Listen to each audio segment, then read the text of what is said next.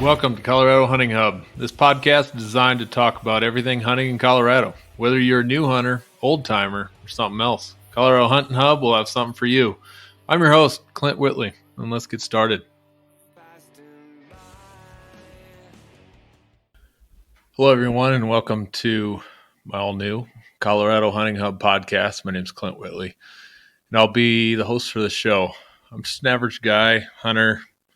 I love education. I love the outdoors and sharing that with others. So that was my goal and purpose for starting this podcast. So hopefully you can get something out of it. I think anyone can, whether you hunt in Colorado currently and have been doing it for 50 years, or you've always wanted to hunt here, or you've been listening to another podcast or watching some Western hunting stuff and you're from Maine and want to move this way to save your dollars and pennies and come and do a hunt this way. I think there's something here for everybody, and I'm going to try and do that. That's my goal. I don't want this to be just me talking the whole time, but I will get some guests in. We'll do some different things, but I look forward to maybe also even bringing your voice out to other Colorado listeners and to bring your questions and those sorts of things out, and we'll chat about those. And but I look forward to that feedback, whether that's just feedback how much I suck or whatever. I don't care. That I think is worth listening to and reading and bringing your voice out. So lifelong Colorado hunters, transplant hunters, experts in something outdoor related. All of you listeners, I think, are going to fit into this podcast. I'm going to work on bringing you research-based content, not just my opinion, because that's just everybody's going to disagree on some point. And you can see that. Take a look at any Facebook page on hunting, and you instantly get some massive negativity and disagreement and total online bullying. And so I don't want to just share my opinions because I'm not an expert in any one thing and don't need to be giving that opinion completely straight out. This is the end all be all. That's not my personality. I want to make sure I'm bringing different viewpoints and ideas and maybe making people aware of some different things, kind of like the Great Outdoors Act that's in place right now, or maybe it's just some of my methods for how I approach getting a tag or how I approach my elk hunting. So, want to focus this podcast on research-based content on hunting in Colorado, conservation topics, bringing guests with varying expertise, experiences, viewpoints, even just some of my hunting buddies to tell a story. I'll also be creating some much-needed organization to starting or growing your Colorado hunting experience. And some of this started with my educational background. And I'm an outdoor ed coordinator for a school district on the western slope of Colorado. And I don't go out telling a whole lot about how to get out hunting to my buddies. That's not part of my conversation necessarily. I just end up in that conversation. I'm not seeking it. I've got a neighbor who is new to hunting, and he asks me 1,000 questions all the time. And I love it. I love chatting about it. Who doesn't like talking about hunting? In the hunting world. I got another teacher who is just starting to dive into the world of archery, and he asked me a bunch of questions. I'm the expert on all of it, but I've been doing it for my whole life and have a few pieces and things to share. So I thought, why not expand that horizon besides just these two gentlemen and helping them out and all the other things I do career-wise in the outdoor ed world. But here's just a little bit about me so you know who I am. Not just some kid living in my parents' basement, but I'm not a kid really anymore anyway. But here's a quick bit about me. Outdoor ed coordinator, like I said, so I coordinate different outdoor ed activities. And in Colorado, that typically looks like snowshoeing and camping. But to me, the hook and bullet community is very, very important, as that's probably pretty obvious. And so I've incorporated that into our outdoor ed. So we do some hunter ed classes. We do a 3D archery shoot, which is now probably canceled, which is one of my more favorite events because of the COVID-19. pandemic, and so that sucks. But that's our world right now. Uh, Also, I'm a hunter, obviously, and I spend my time a decent amount of archery, a decent amount of rifle. Uh, I just like to be out. I'm not stuck with just a bow. I'm not just stuck with a rifle. I like both, and so I try a little bit of each. I enjoy going and doing some different archery shoots throughout the year. Last year, I happened to win one of the Alpha Bow Hunting Challenges qualifiers, and then I ended up winning the Alpha Bow Hunting Finals, which was a pretty cool thing. So you could probably find those live feeds on Alpha Bow Hunting Facebook page there. My finals run, which was the one that was filmed and live streamed, that was my worst run ever. It was horrible. I even missed a target completely, but the heat was getting to all of us, and we actually all kind of flopped on that last round. So it was cool that I was able to come through and get a nice check and some new gear and things. So a shout out to Alpha Bow Hunting and that event. You should check it out. It's a good time. I will be there this year again as well.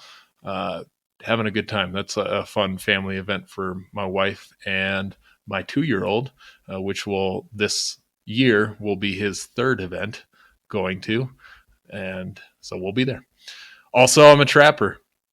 I really enjoy trapping anything from even the skunks and raccoons to I attempt bobcat trapping, but I do my best. A little bit of a fisherman, but not. I don't get crazy into it. I like fly fishing, but I like my walleye fishing. Walleye fishing is something I really find some joy in, and going to the Midwest in the summer and fishing with family. And then I'm a family man. I got a wonderful wife. My wife, Kristen, is super supportive in my hunting and allows me to do it within reason, I should say. And I got a little 2-year-old Ty that he's a whole handful and a lot of fun, and already pointing out in the yard bucks and enjoys flipping through a Bugle magazine, which I have sitting here on my table. He's already been flipping through it and coloring the bulls. So he's hopefully getting exposure to the hunting world of some sort through just being around me. But moving on, that's enough about me. I'm not the reason why I'm doing this thing. I enjoy sharing. So today's date is April 8th. That means the deadline for applications in Colorado is over. And especially by the time this gets published and by the time I get some listeners listening to this thing, the time has come and gone. But there are still many ways for you to get a tag in Colorado. One of the things that we in Colorado here have set up is we are an opportunity state. And I've heard that directly from Representative Perry Will, who used to be a regional division of wildlife division manager. I totally messed up his title, but anyway, one of the big wigs in the region around here, and now is a state legislator. And I've heard him say that hopefully we are an opportunity state, but we do have big bucks and we do have some good bulls. Colorado's known for our elk and our deer, whether that's opportunity and or some size, and you'll get all kind of varying opinions on whether anybody's doing a good job with that. And I'm not here to harp on CPW. That's not my interest. I'm not big into harping on them. So if that's your direction you want to go for it elsewhere.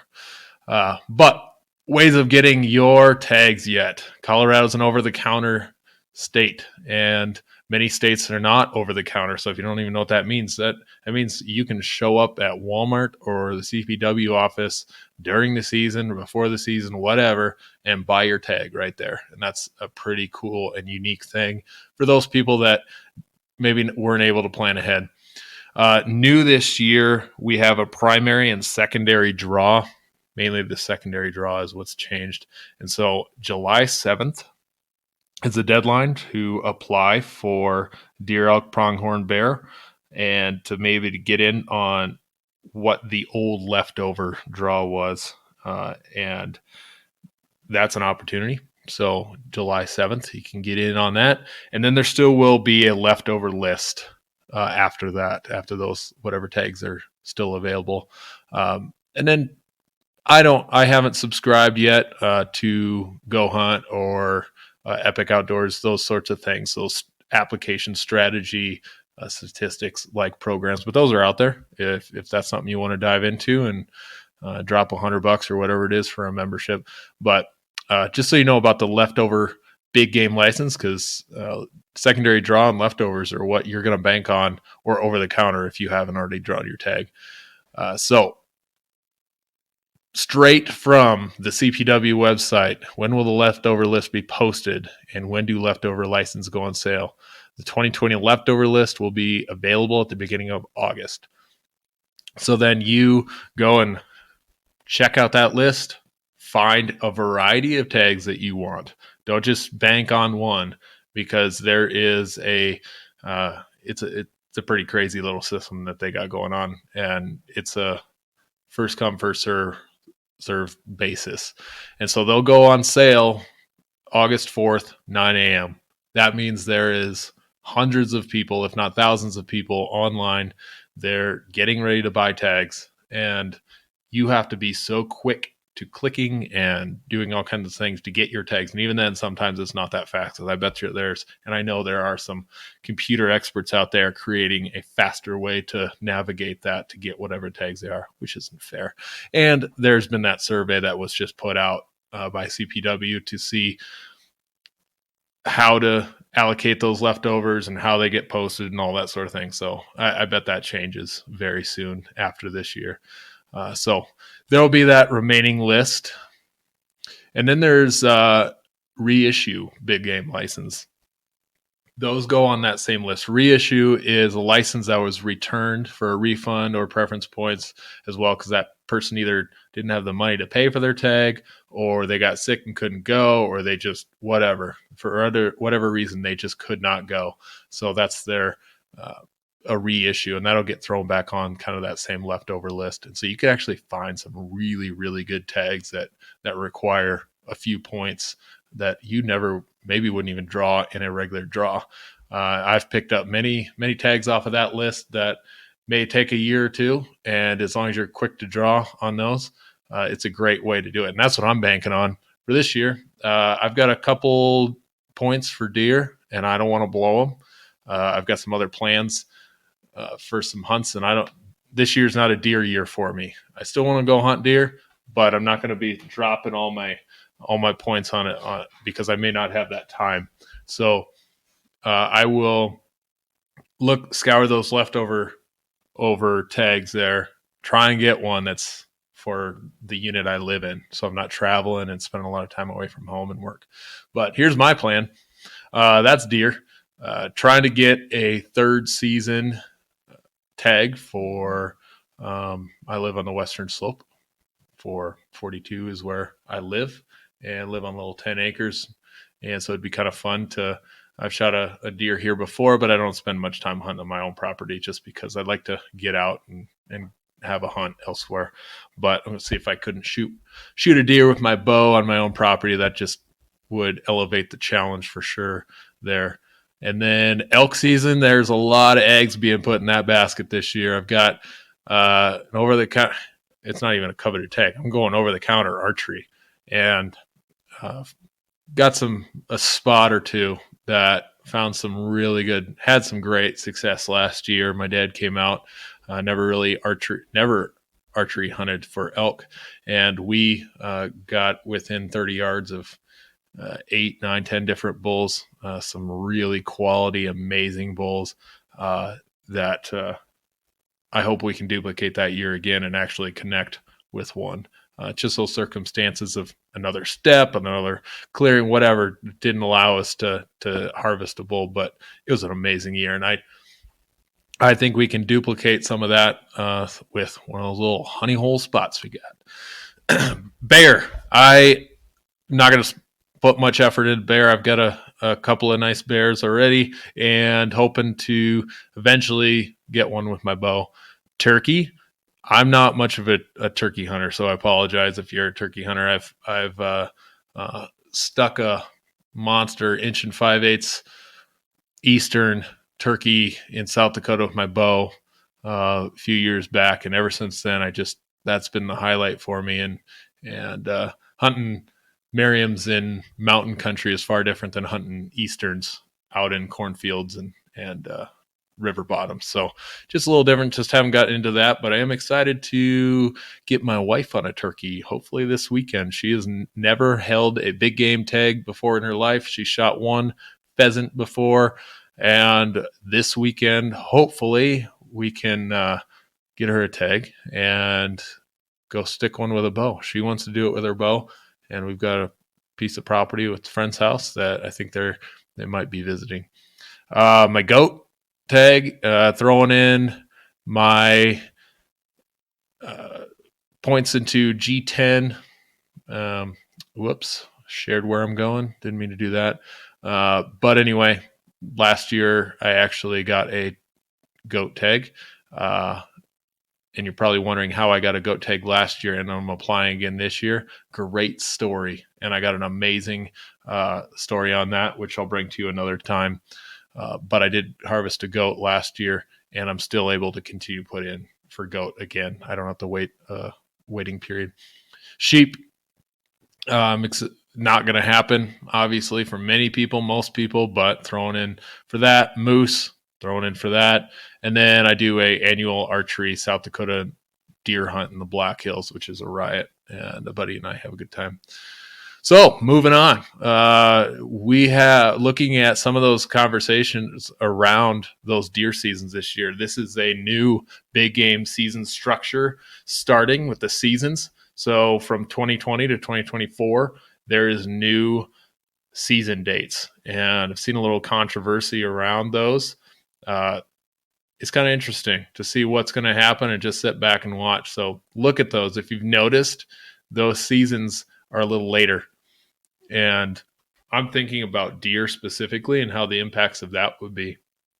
So if you have a late season tag, and really those forced seasons were always a great time to find rutting deer and get in on some of that time of them big bucks are just stupid. So having that later season is going to be allowing to hit more of that rut and having greater opportunity at some nice deer. And so there's a big conversation around how now those late seasons are just going to wipe out a lot of our big bucks.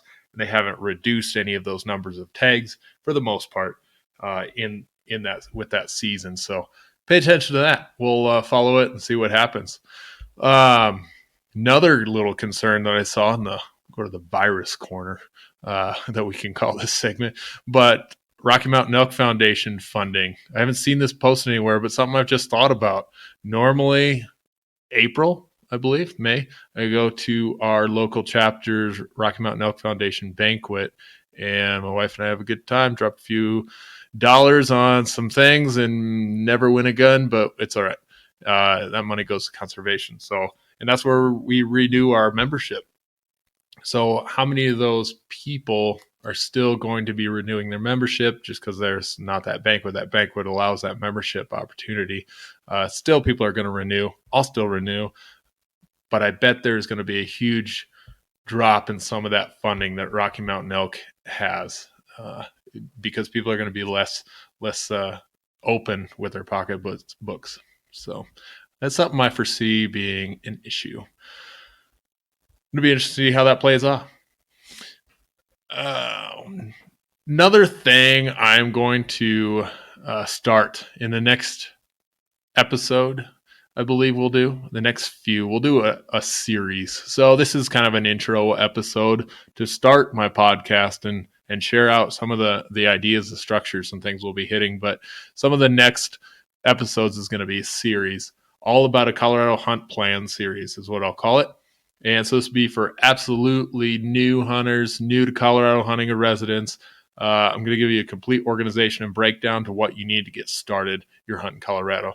I understand how that can be confusing. I understand how to try and find a place to hunt. And you see new hunters asking that all the time. You see a lot of veterans. They've been deployed or they've been in service and going from base to base doing these things. And then they come back to hunting, and now they're in a new state wherever they were placed, and now they need to figure out how to hunt there. Colorado's home of many, many transplants. And transplanting, you got to learn a whole new system and how and where to hunt.